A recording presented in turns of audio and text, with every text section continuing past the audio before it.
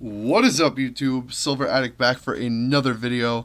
In today's video, I'm just going to be talking about why I think it's important to fractionalize your stack and diversify with different types of silver, whether that be coins, bars, junk silver, which is a coin, just all that stuff. But before we get into that, if you couldn't tell, I'm filming with a different camera. I'm filming with a GoPro.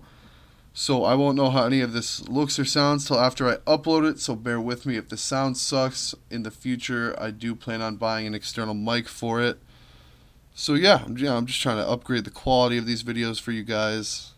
I know, anything beats an iPhone. But let's hop into it. Why you should fractionalize your silver. Most stackers, or a lot of them at least, I shouldn't say most, but a lot of stackers, including myself obviously, not only think about, buying silver for if the price goes up, you're going to make a quick buck, or in the long term, you'll make a lot of money, depending on where the price is at. I also look at silver as a, the crap hits the fan situation. You know what I'm talking about? Like, if our economy drops, which, if history has shown, it's not that hard to do, and if today's dollar amount compared to the 1920s shows, it's not going to be that hard to happen again. Today's dollar, and don't quote me on this, but I believe I read somewhere that today's dollar is worth 2 pennies on the dollar from 1920 to now, which is fairly believable due to inflation and just the fact that you can just print up that money that has no meaning, whereas silver will always hold a value. It's a precious metal, along with gold as well. But yeah, silver will always retain its value in weight and for what it is. And it's important to have, like I said, so say the crap does hit the fan, our economy drops. You're going to need something to trade with. And a lot of people look at, like, they'll get medical supplies, they'll get other things, they'll get, like, alcohol, fuel, water, food, weapons, anything like that. But I feel like your best bang for your buck is going to come from precious metals because they're so well known and they've always held value. I mean, it was some of the first currency, and it's just, they're just a great means to trade with and buy things with. So I guess to start this video with showing you what I have on the table, we'll start with the 1 gram. Let me try to figure out what brand this is. I can't even see it. Valcombe 1 gram 3/9 fine silver. I don't know how this is going to pick up on the camera. Maybe hold it like this. But yeah, a couple of these things, this if a crap hits the fan situation could be worth, a decent amount in buying power to somebody who would prefer to deal with silver.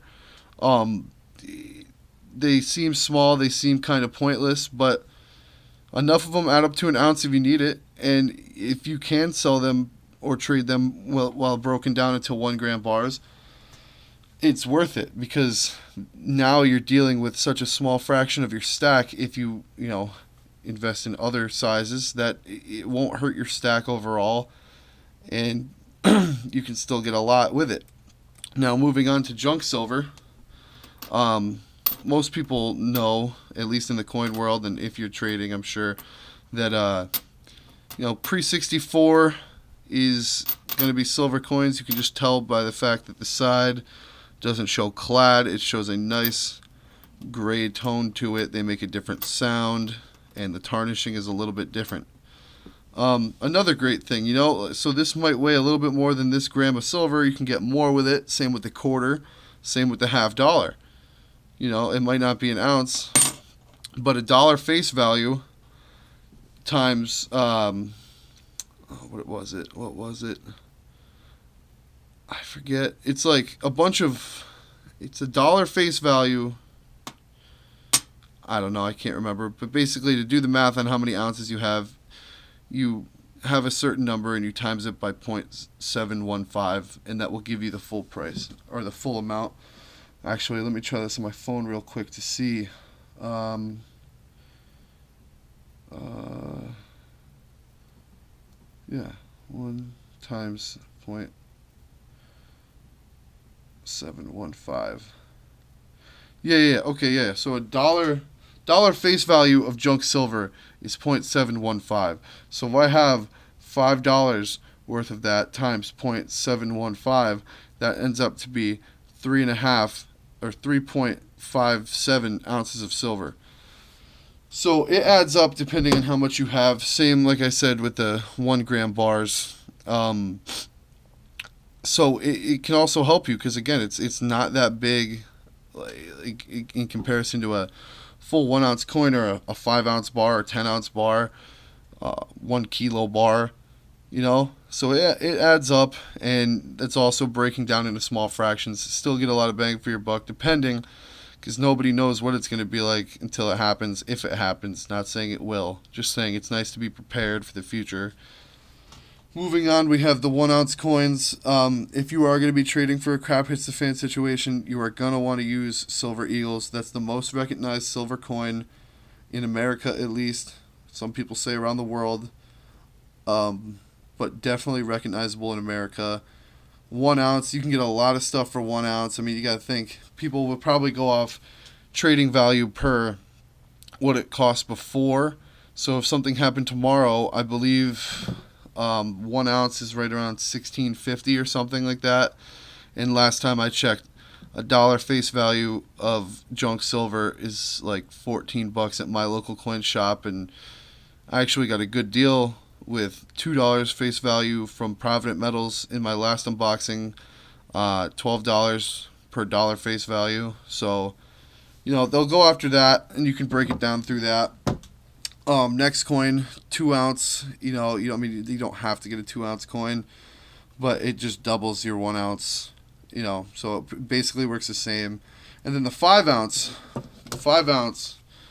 is for buying big stuff. I mean, this is gonna be worth a lot more. People are gonna see this. They're gonna be enticed by the weight, the look, the size of the bar in comparison to a 1 ounce coin and things like that. Definitely a favorite among most people trading, I would assume, just because the people who don't necessarily know about it but know about the value are going to be like, oh wow, a bar versus a little coin, definitely want that. So I mean, that's just my opinion, but yeah, basically this video is just for me to explain why I prefer to diversify and fractionalize my stack, basically in the event of a crap hits the fan situation. Like I said, not a lot of people think that way, or some might, but I don't know. It's nice to be prepared and to think about that. And the fact that you can do so much in a situation like that with silver is amazing.